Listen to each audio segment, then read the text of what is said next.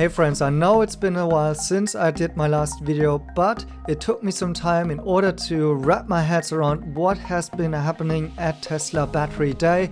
And here is my update. I want to give you more than just a summary of what has happened. I think there's lots of YouTubers out there who has been doing that.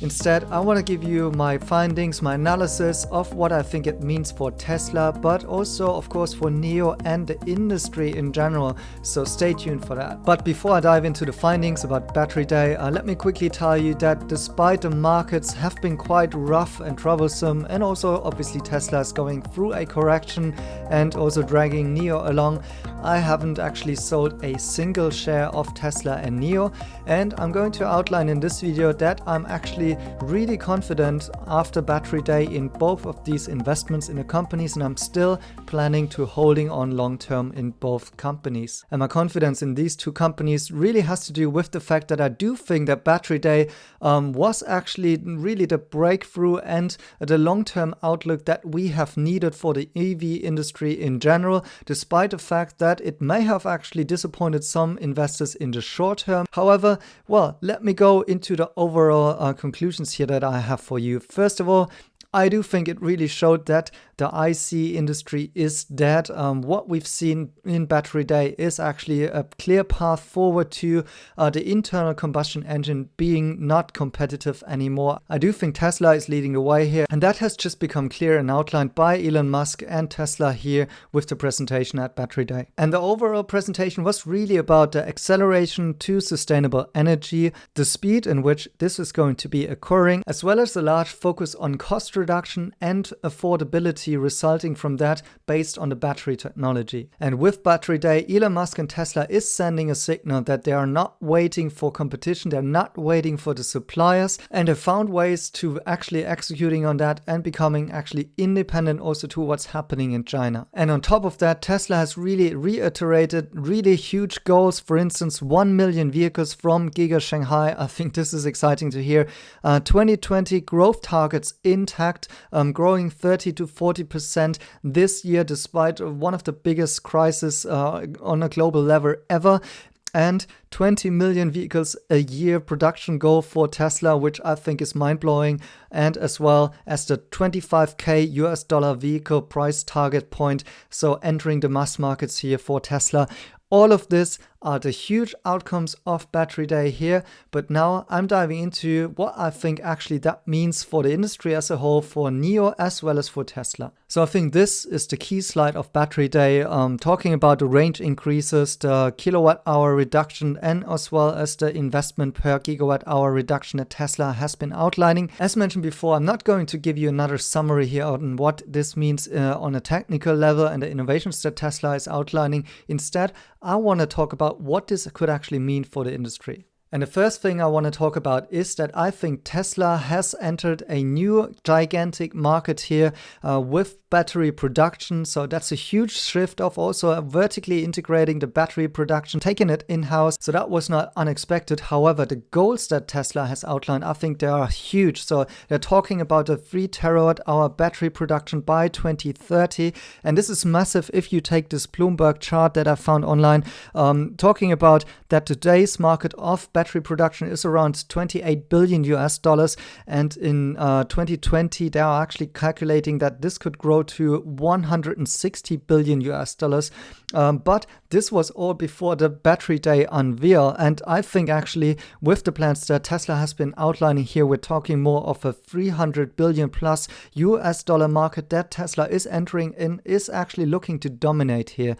And if you just look at the red growth curve here, it's mind-boggling what Tesla is going to do. And essentially, if you compare to what has been planned before, Tesla is really taking battery production to a whole new level and becoming independent from China, hedging their strategy here in becoming a battery producer themselves instead of being reliant to what is happening in China with prospects of 1.1 terawatt hours by 2025.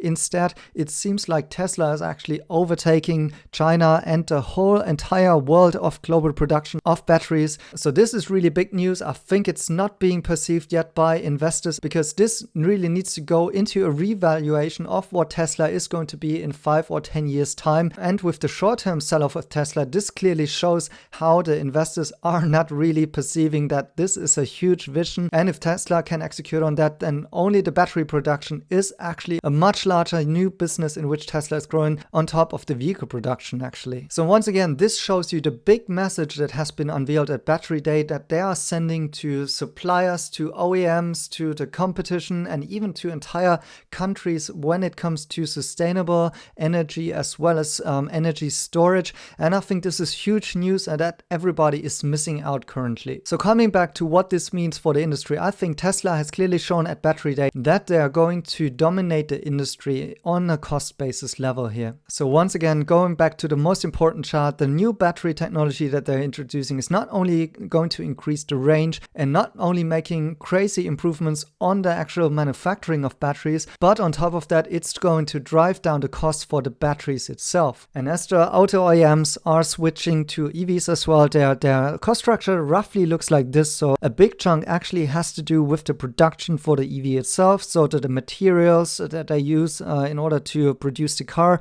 as well as a chunk for capex, like capital expenditure that they need in order to ramp up factories, to build the factories that are building the cars and so on.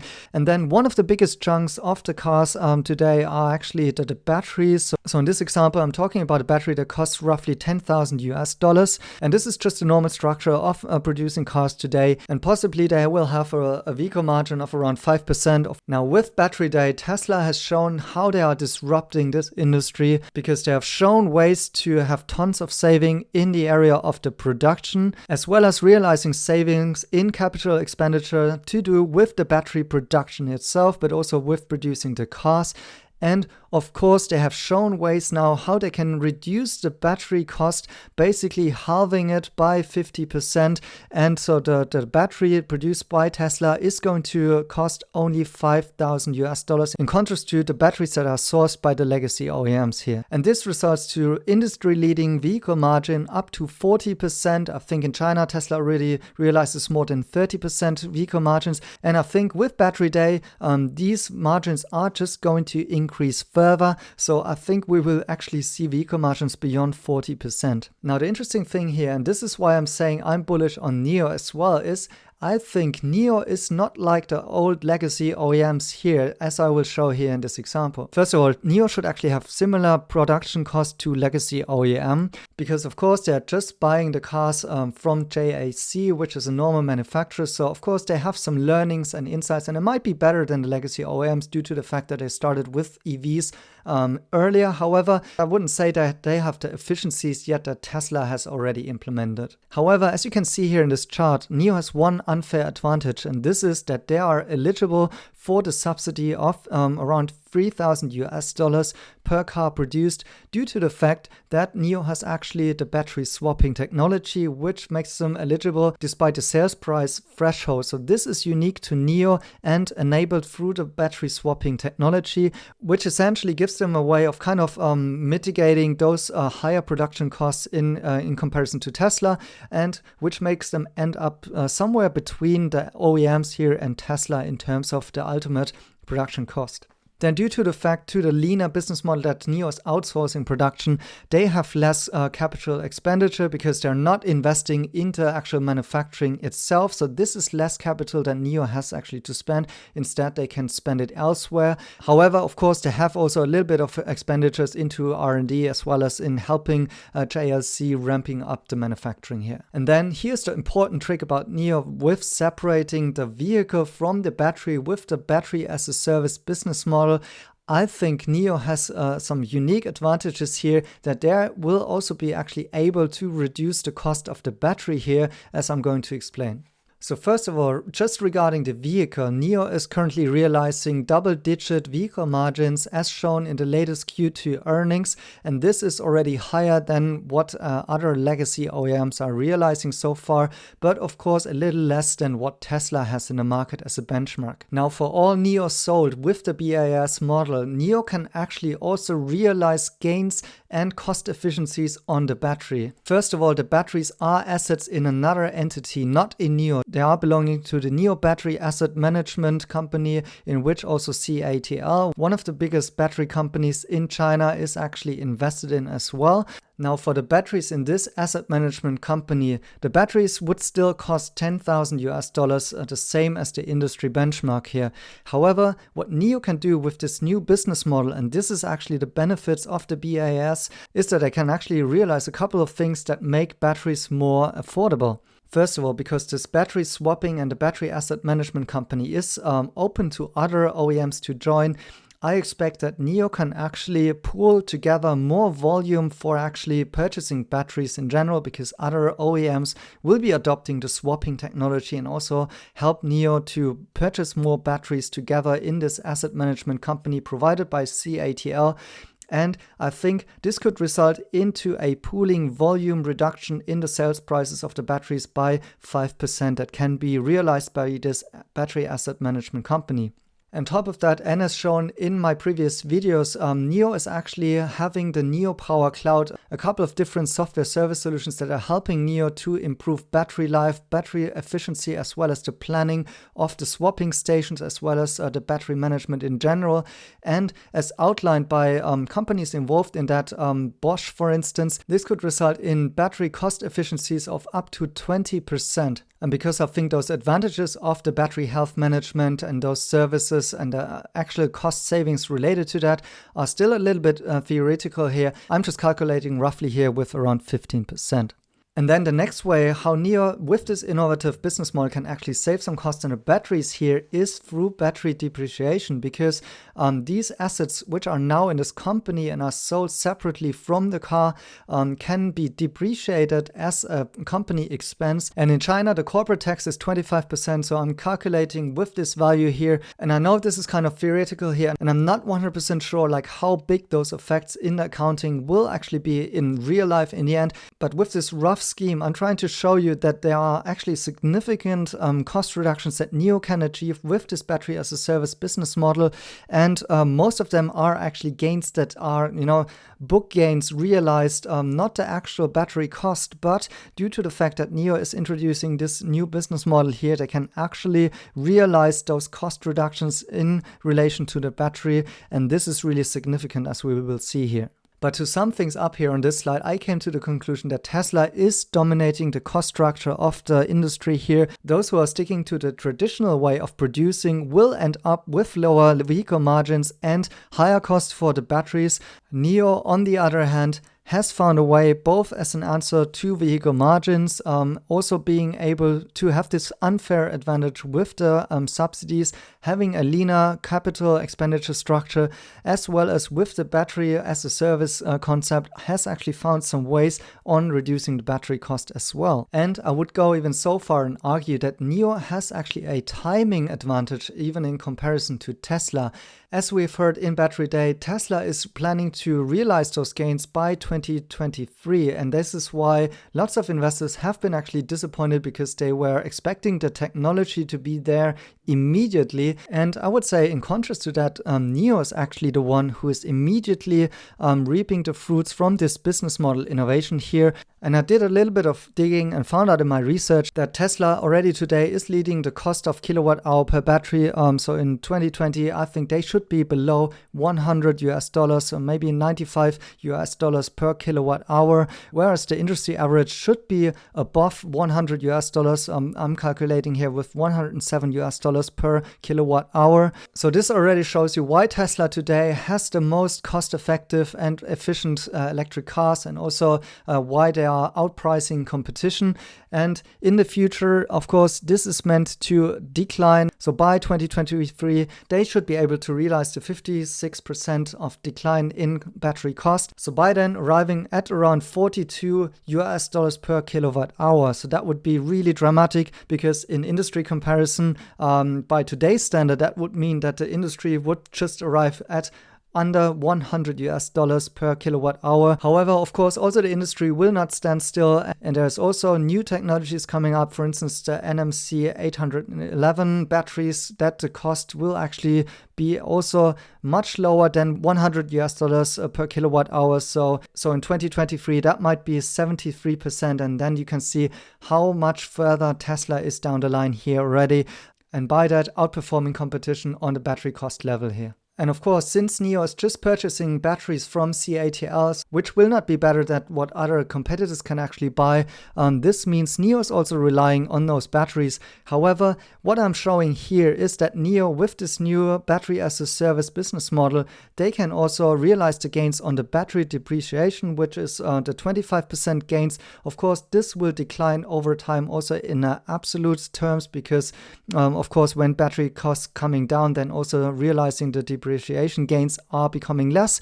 However, over time, they will build up the battery as a service management improvements. So those improvements in actually managing the entire fleet via software, increasing the battery health, improving the battery efficiency of the fleet up to 15% over time, as well as the pooling effects, which should build up over time as more OEMs are joining the battery swapping and giving NIO a better way of actually improving cost due to the pooling effects with the industry here. So summing this up in this chart, you'll see that with Battery Day, we're having these extreme cost declines that Tesla is actually planning to achieve over time, realizing them by 2023. The yellow line would be the industry standard, and then the green line replicates also the advancements in the industry in general, not that fast at what Tesla is presenting. And so with huge gains that Tesla can actually realize here in comparison to the industry, and that's why Tesla will be the industry leader. But what you can also see here is that, in my point of view,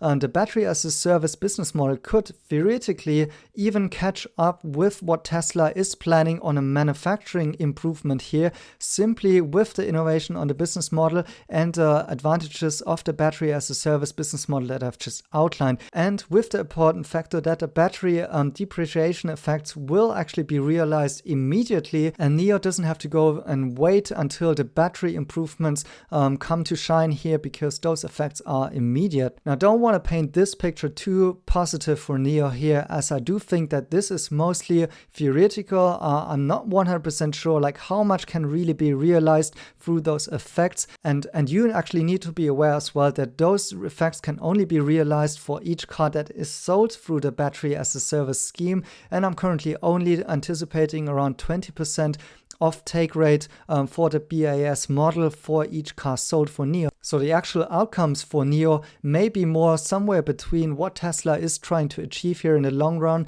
and the industry standard. However, what I'm trying to show here with this chart about what the industry implications are, I'm trying to show you that NIO actually is positioned quite well here, in contrast to other OEMs who are not having the benefits of battery as a service and battery swapping technology. Then another really interesting outcome of Battery Day that I think hasn't been talked about much and also has implications on NIO is what Elon mentioned about vehicle to grid. Yeah, honestly, a vehicle to grid sounds good, but I think actually has a much lower utility than people think.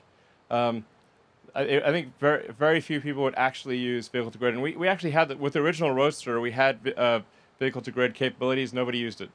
So frankly, that was news to me, because I'm also invested in Tesla, because I actually want to see them tapping into the energy markets. I know they are obtaining licenses, for instance, in Europe, in Germany, in the UK, and so on, to become a utility provider, basically. And we've seen those images about the auto bidder, about, having the vehicles connected to the grid and then actually managing the current in terms of charging vehicles, but also giving back electricity to the grid in general. But now Elon sounded much more negative on the prospects of vehicle to grid, and at the same time I think this could be a new niche that actually NIO with the battery swapping here can dive into, because essentially every NIO swapping station has around 500 kilowatt hours that they can feed into the smart grid. For instance, if power is needed in the grid, they could discharge batteries, as well as charging those batteries obviously in order to swap it with the car. So these are essentially little stations that can become part of the smart grid in China and is actually also connected to the NIO Power Cloud in general. And this obviously is once again enabled by this unique swapping technology, and it seems like Elon is actually negative on the prospects of actually the cars becoming part of the grid in terms of being directly connected to the grid. So as Tesla is not betting on the swapping technology here, the cars cannot make use of that.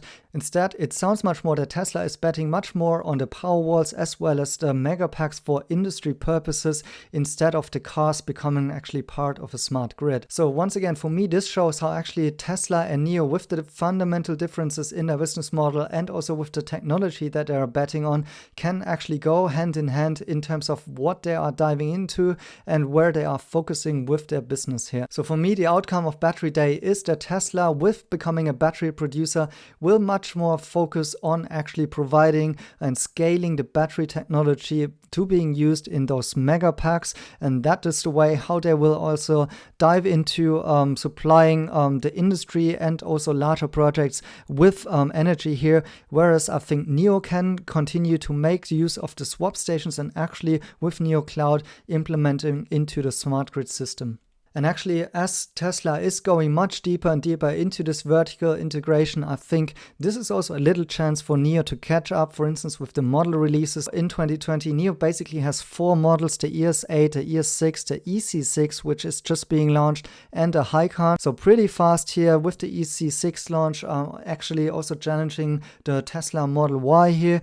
And we can see that in next year, I think we should have also the ET7 launching, the new sedan by NIO. And in 2020, I think they will going to launch the Eve as a robo-taxi dedicated to autonomous driving. And the business plan outlines that NIO by 2024 should actually have 2 more models. So I think now that NIO is not vertically integrated, they can really focus on scaling up those different models and becoming really fast in actually launching those models into the market.